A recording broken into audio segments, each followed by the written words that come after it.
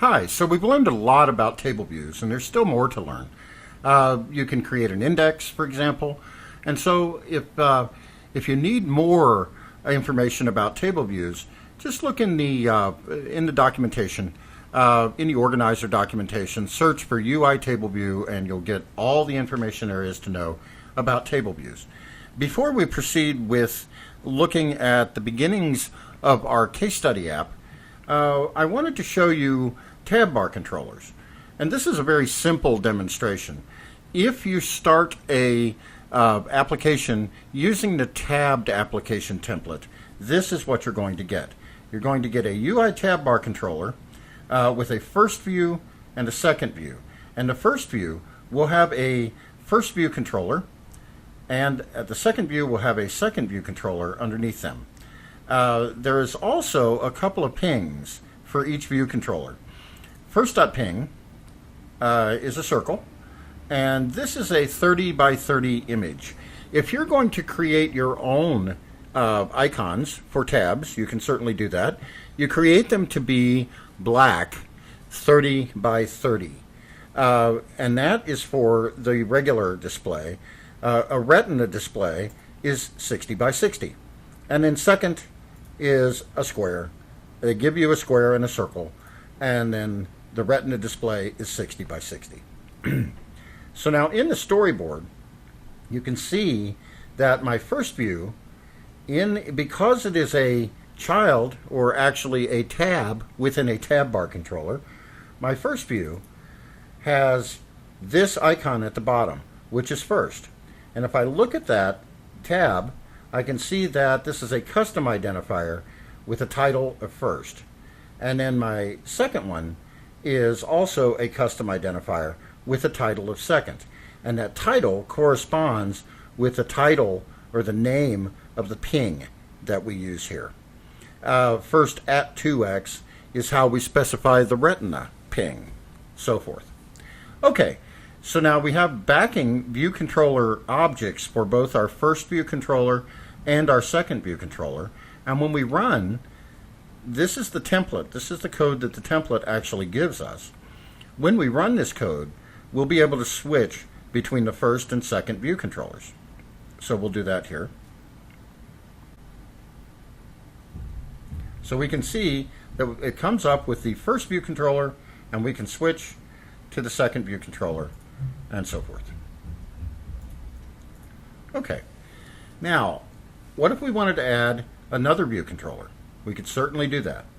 Let's say that we wanted to add a navigation controller to our tab bar application and display a table view inside that navigation controller. Well, we know that when we add a navigation controller, we get a table view controller automatically. So let's just go ahead and do that, and then we'll go out a little bit, and we'll put this down here underneath our second view controller. Now, the question is, how do we add this controller to be a tab in the tab bar controller?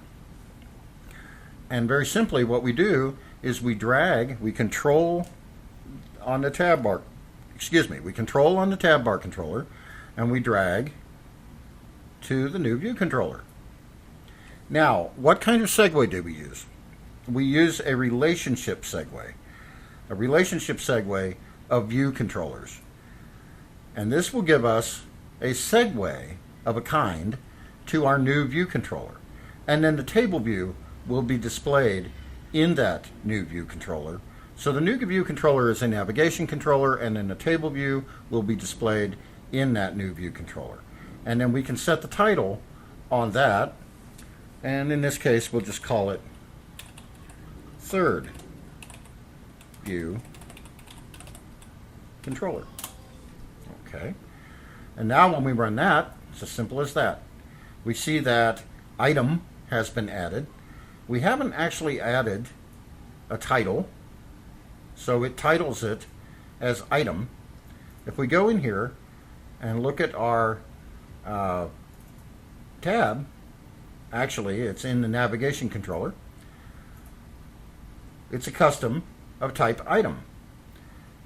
And let's use the search type, and that will give us a search icon. Again, it's 30 by 30 and 60 by 60 in Retina display, and it titles it as search.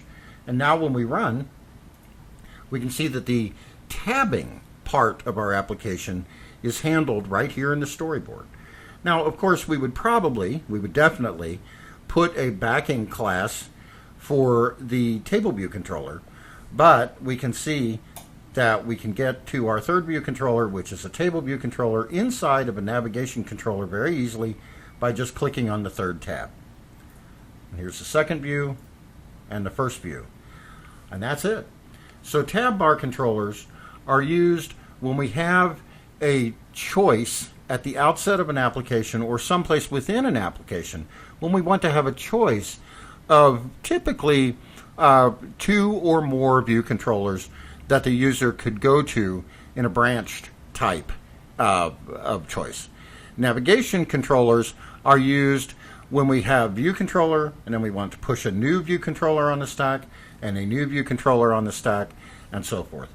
So that's more linear. A tab bar controller is used for building a more branching hierarchical kind of user interface environment.